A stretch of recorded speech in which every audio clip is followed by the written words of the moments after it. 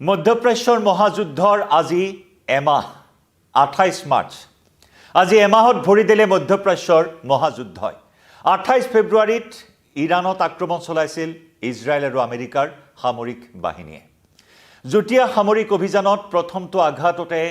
নিধন হৈছিল ইৰাণৰ সৰ্বোচ্চ নেতা আয়াতুল্লাহ আলী খামেনি আৰু সেই তেতিয়াৰ পৰা যি যুদ্ধ চলি আছে সেই যুদ্ধ সামকটাৰ কোনো নামেই লোৱা নাই বৰং দিনক দিনে যুদ্ধৰ গতি অতি ভয়াবহ ৰূপত বৃদ্ধি পোৱা পৰিলক্ষিত হৈছে আৰু আজি 30টা দিনত ভৰি দিলে এই যুদ্ধখনে নমস্কাৰ প্ৰিয় দৰ্শক মই জয়ন্ত মাধৱ গোস্বামী আপোনাক স্বাগতম জনাইছো নিউজ 18 অসম নৰ্থ ইষ্টৰ ডিজিটেল লাইভলৈ আৰু মহাপ্ৰাচ্যৰ মহাযুদ্ধখনৰ কেইবাটাও বিগ আপডেট বিগ ডেভেলপমেন্ট এই মুহূৰ্তত লৈ আহিছো আপোনালোকৰ সন্মুখলৈ চলি আছে আক্ৰমণ প্ৰত্যাক্ৰমণ এই আক্ৰমণ প্ৰত্যাক্ৰমণৰ মাজতে যুদ্ধত অন্তৰ্ভুক্ত হৈছে এইবাৰ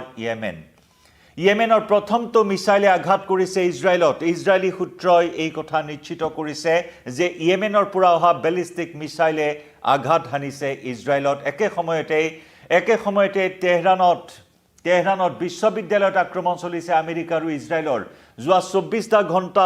24টা ঘণ্টাত ইৰাণ লগতে ইজৰাইল সমান্তৰালকৈ মধ্যপ্ৰাচ্যত থকা মাৰ্কিন ঘাটি বিভিন্ন স্থানত আক্ৰমণ প্ৰত্যাক্ৰমণ আৰু অধিক জোৰদাৰ হোৱা পৰিলক্ষিত হৈছে যুদ্ধৰ এই এটা মাহৰ দিনটোত 30 দিনত ভৰি দিলে যুদ্ধ আৰু যোৱা 24 ঘণ্টাত বিভীষিকাৰ ৰূপ লৈছে এই যুদ্ধখনে আমি ইতিমধ্যে উল্লেখ কৰিছো তেহৰান বিজ্ঞান প্ৰযুক্তি বিশ্ববিদ্যালয় তেহৰানত থকা বিজ্ঞান প্ৰযুক্তি বিশ্ববিদ্যালয়ত চলোৱা হৈছে এক বৃহৎ আক্ৰমণ অৱশ্যে এই আক্ৰমণত হতাহতৰ তথ্য এতিয়াও পোহৰলৈ অহা নাই একে সময়তে আবু ধাবিত চলা ইৰাণৰ আক্ৰমণত 5 গৰাকী ভাৰতীয়ৰ আহত হোৱাৰ খবৰ আহিছে তাৰ মাজতে এজন ভাৰতীয়ৰ মৃত্যুৰ খবৰ আহিছে আবু ধাবিত থকা মাৰ্কিন ঘাটিলৈ প্ৰেৰণ কৰা মিছাইল ইন্টাৰসেপ্ট কৰা হৈছিল আকাশমাৰ্গত প্ৰতিৰোধ কৰা হৈছিল আৰু সেই মিছাইলৰ ভগ্নাৱশেষ পৰি অগ্নিকাণ্ডৰ সূত্ৰপাত ঘটে আৰু তাৰ পিছত আবু ধাবিত 5 গৰাকী ভাৰতীয় আহত হোৱাৰ খবৰ আহিছে যুদ্ধৰ কেইবাটাও আপডেট আমি এই মুহূৰ্তত লৈ আহিছো আপোনালোকৰ সন্মুখলৈ এফালে তেহৰান বিজ্ঞান প্ৰযুক্তি বিশ্ববিদ্যালয়ত ইজৰাইল আমেৰিকাৰ যুটীয়া অভিযান যুটীয়া আক্ৰমণ আৰু সমান্তৰালকৈ ইয়েমেনৰ এই যুদ্ধখনত বৰ্তমান চলি থকা যুদ্ধখনত এন্ট্ৰি এইবাৰ ইয়েমেনৰ সন্ত্ৰাসবাদী সশস্ত্ৰ কুখ্যাত সন্ত্ৰাসবাদী সংগঠন হুথিৰ ফালৰ পৰা আহিছে প্ৰথমটো আক্ৰমণ য'ত ইজৰাইল চৰকাৰৰ ফালৰ পৰা এই কথা সদৰি কৰা হৈছে ইজৰাইলত আক্ৰমণ কৰিছে ইজৰাইলৰ প্ৰথমটো আঘাত হানিছে ইয়েমেনৰ পৰা প্ৰেৰণ কৰা মিছাইলে যদি আমি কওঁ 2023 চনত হামাছে ইজৰাইল আক্ৰমণ কৰাৰ পিছত হামাছৰ বিৰুদ্ধে ইজৰাইলে যি সামৰিক অভিযান চলাই আছিল সেই সামৰিক অভিযান কালতো ইয়েমেন নামিছিল যুদ্ধখনত ইয়েমেনৰ ফালৰ পৰা যথেষ্ট প্ৰত্যাহ্বান আহিছিল ইজৰাইললৈ লোহিত সাগৰত ইয়েমেনৰ জলদস্যুৰ যি সন্ত্ৰাস আছিল জাহাজৰ ওপৰত ইয়েমেনৰ জলদস্যুৰ আক্ৰমণ তীব্ৰ উত্তেজনা সেই লোহিত সাগৰ সমান্তৰালকৈ ইজৰাইলৰ ওপৰত ধাৰাবাহিক আক্ৰমণ চলাইছিল ইয়েমেনে এফালে হিজবুল্লাৰ পৰা প্ৰত্যাহ্বান আনফালে হামাছৰ পৰা প্ৰত্যাহ্বান আৰু সমান্তৰালকৈ ইয়েমেনৰ হুথিয়েও সন্ত্ৰাস চলাইছিল ইজৰাইলৰ ওপৰত আক্ৰমণ চলাইছিল সেই হামাছ বিৰোধী অভিযান ইজৰাইলৰ প্ৰায় 2 বছৰ ধৰা এখন যুদ্ধ সেই যুদ্ধখন কিছু সামকটাৰ পিছত এতিয়া মধ্যপ্ৰাচ্যৰ এই নতুন উত্তেজনা ইৰাণৰ বিৰুদ্ধে ইজৰাইল আৰু আমেৰিকাৰ আক্ৰমণ আৰু তাৰ প্ৰত্যুত্তৰত ইৰাণৰ প্ৰত্যাক্ৰমণ চলি আছে ইৰাণক সহযোগ কৰিছে হিজবুল্লাই সীমান্তত ইজৰাইল লেবানন সীমান্তত হিজবুল্লাৰ ফালৰ পৰা নিৰবিচ্ছিন্ন আক্ৰমণৰ সন্মুখীন হৈছে ইজৰাইল যুদ্ধৰ প্ৰথমটো দিনৰ পৰাই হিজবুল্লাই আক্ৰমণ চলাই আছে ইজৰাইলৰ ওপৰত আৰু সেই ইজৰাইলক কঠোৰ হাতেৰে দমন কৰাৰ চেষ্টা চলাই আছে ইজৰাইলেও একেদৰে মধ্যপ্ৰাচ্যত হিচৰতি হৈ থকা আমেৰিকাৰ ঘাটিসমূহত ইৰাণৰ ধাৰাবাহিক আক্ৰমণ চলি আছে আৰু বিগত 24 ঘণ্টাত কেইবাটাও আক্ৰমণৰ এই মুহূৰ্তত তথ্য আছে সেয়া আমি আপোনালোকক জনাব বিচাৰিছো ইতিমধ্যে আমি উল্লেখ কৰিছো যে আবু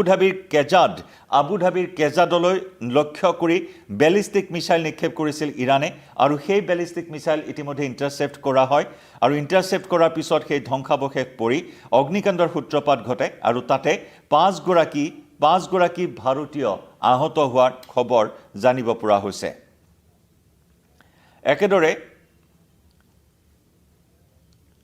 একেদৰে ইজৰাইলে আক্ৰমণ চলাৰ খবৰ আহিছে ইৰাণৰ নিউক্লিয়াৰ ফেচিলিটিজত নিউক্লিয়াৰ আন্তঃগাঁথনিত পাৰমাণৱিক আন্তঃগাঁথনিত আক্ৰমণৰ খবৰ আহিছে ইজৰাইলৰ ফালৰ পৰা এই আক্ৰমণ চলিছে বিগত 24 ঘণ্টাত এই আক্ৰমণ চলিছে অৱশ্যে এই আক্ৰমণৰ ফলত নিউক্লিয়াৰ ফেচিলিটিত আক্ৰমণ চলোৱাৰ ফলত অৱশ্যে কোনো ধৰণৰ তেজস্ক্ৰিয়াৰ বিকিৰণ হোৱা নাই এই খবৰো ইতিমধ্যে জানিব পৰা হৈছে কোনো ধৰণৰ তেজস্ক্ৰিয়াৰ বিকিৰণ হোৱা নাই ইৰাণৰ ফালৰ পৰা এই তথ্য ইতিমধ্যে সদৰি কৰা হৈছে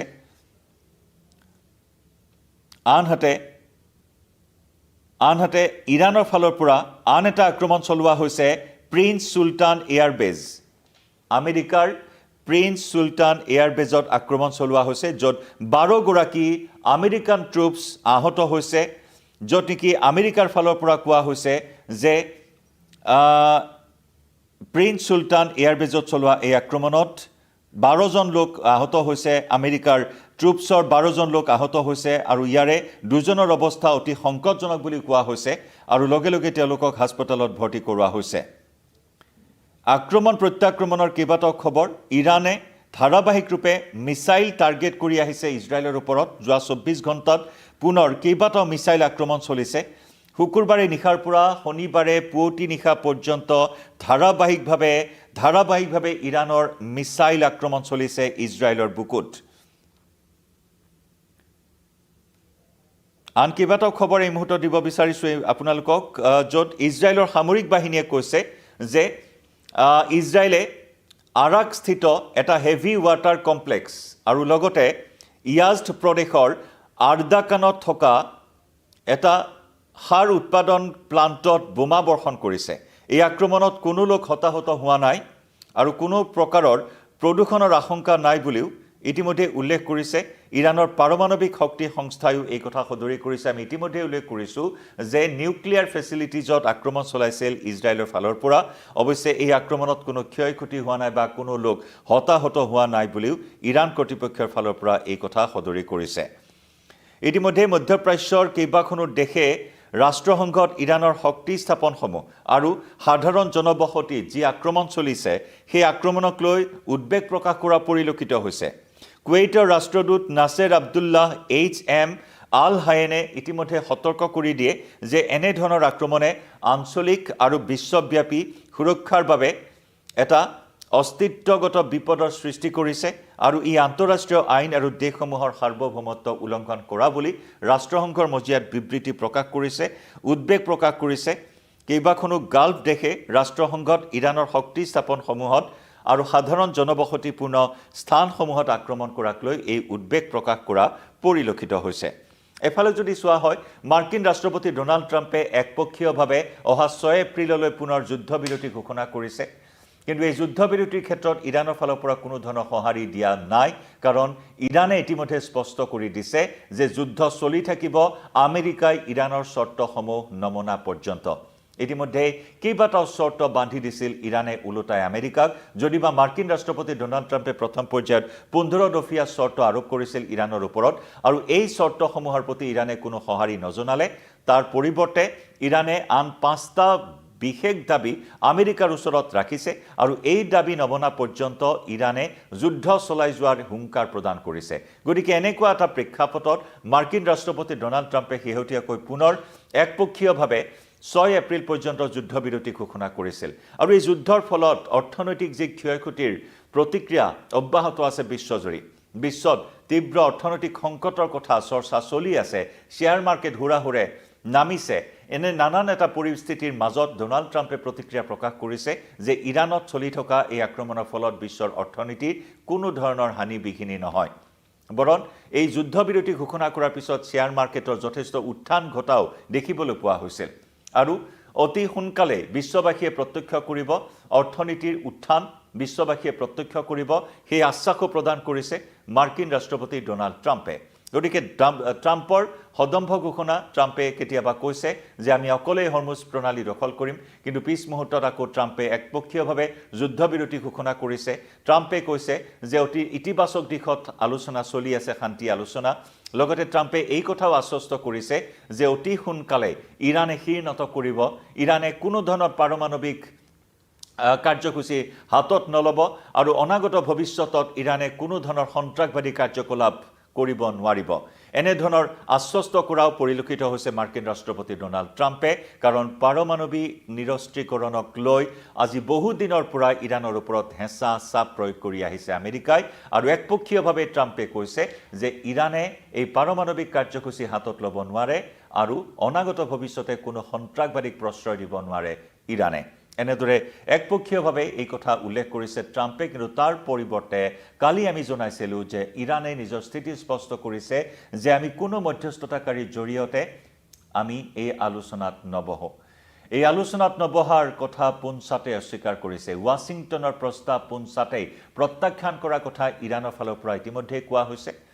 কাৰণ ইছলামাবাদ বা তুৰস্ক মধ্যস্থতাকাৰীৰ জৰিয়তে এই বাৰ্তা ইৰাণলৈ প্ৰেৰণ কৰিছে আমেৰিকাই যেটো নেকি ইৰাণে কোনো পদ্ধেই গ্ৰহণ নকৰা কথা উল্লেখ কৰিছে যুদ্ধবিৰতি কোনো মধ্যস্থতাকাৰীৰ বাৰ্তাৰ জৰিয়তে সম্ভৱ নহয় বৰং ইৰাণে বান্ধি দিয়া চৰ্তসমূহ আমেৰিকাই মানিব লাগিব অন্যথা যুদ্ধ চলিয়ে থাকিব চৰ্তসমূহ আছিল এনে ধৰণৰ যে ক্ষতিপূৰণ আদায় দিব লাগিব আজি এমাহ ধৰি চলা যুদ্ধত ইৰাণৰ যিমান ক্ষতি হৈছে তাৰ সমুদায় আদায় দিব লাগিব মধ্যপ্ৰাচ্যত সিঁচৰতি হৈ থকা আমেৰিকাৰ ঘাটিসমূহ উৎখাত কৰিব লাগিব হৰমুজ প্ৰণালীত ইৰাণৰ যি নীতি সুৰক্ষা বিধি আছে সেয়া বাহাল থাকিব লাগিব বাণিজ্যিক বাহন চলাচলৰ বাণিজ্যিক জাহাজ চলাচলৰ ক্ষেত্ৰত ইৰাণক শুল্ক আদায় দিব লাগিব এনে নানান ধৰণৰ পাঁচটাকৈ বিশেষ চৰ্ত আৰোপ কৰিছিল আমেৰিকাৰ ওচৰত ইৰাণে যদি আমেৰিকাই এই চৰ্তসমূহ মানি নলয় তেতিয়াহ'লে যুদ্ধ চলি থাকিব আৰু তাৰেই যেন পৰিৱেশ আজি 30 দিনতো দেখিবলৈ পোৱা হৈছে যোৱা 24 ঘণ্টাত ধাৰাবাহিক আক্ৰমণ প্ৰত্যাক্ৰমণ চলিছে আৰু আটাইতকৈ ডাঙৰ খবৰ যে ইয়েমেনো এইবাৰ যুদ্ধত নামিছে আজি এমাহ ধৰি ইয়েমেন এই যুদ্ধখনত নমা নাছিল যদিও ইৰাণৰ দ্বাৰাই সমৰ্থন পুষ্ট ইয়েমেনৰ কুখ্যাত সশস্ত্ৰ সন্ত্ৰাসবাদী সংগঠন হুথি এই হুথি বাহিনীয়েও এতিয়া মধ্যপ্ৰাচ্যৰ এই যুদ্ধখনত নামি পৰিছে প্ৰসংগক্ৰমে আমি পুনৰ জনাম হামাছৰ বিৰুদ্ধে ইজৰাইলে চলোৱা সামৰিক অভিযানতো হুথি ইজৰাইলৰ ওপৰত জপিয়াই পৰিছিল আৰু সেই হুথিক ইজৰাইলে সমুচিত প্ৰত্যুত্তৰ আগবঢ়াইছিল দূৰত্ব কোনো কথা নহয় ইজৰাইলৰ বাবে দূৰত্ব কোনো কথা নহয় দূৰত্ব কেতিয়াও মেটাৰ হ'ব নোৱাৰে ইজৰাইলৰ বাবে পৃথিৱীৰ যি স্থানতে নাথাকক শত্ৰু সেই স্থানত থকা পৃথিৱীৰ যিটো কোণতে শত্ৰু নাথাকক ইজৰাইলৰ সেই শত্ৰু কঠোৰ হাতেৰে দমন কৰিব ইজৰাইলে বেঞ্জামিন নেতানেহুৱে সেই হুংকাৰ প্ৰদান কৰি 1600 কিলোমিটাৰ নিলগত থকা হুথিৰ ঘাটিত আক্ৰমণ চলাই হুথিৰ ঘাটি তছনছ কৰিছিল হামাছৰ বিৰুদ্ধে চলোৱা সামৰিক অভিযানৰ সময়তো ইজৰাইলে আকৌ এবাৰ এই হুথি বাহিনী নামিছে মধ্যপ্ৰাচ্য যুদ্ধখনত গতিকে সেই দিশলৈ চাই এতিয়া এই যুদ্ধৰ দামামা আৰু দুগুণে বৃদ্ধি পোৱাৰ আশংকা এই মুহূৰ্তত বৃদ্ধি পাইছে জনাই যাম প্ৰতিটো আপডেট এই মুহূৰ্তত লাইভ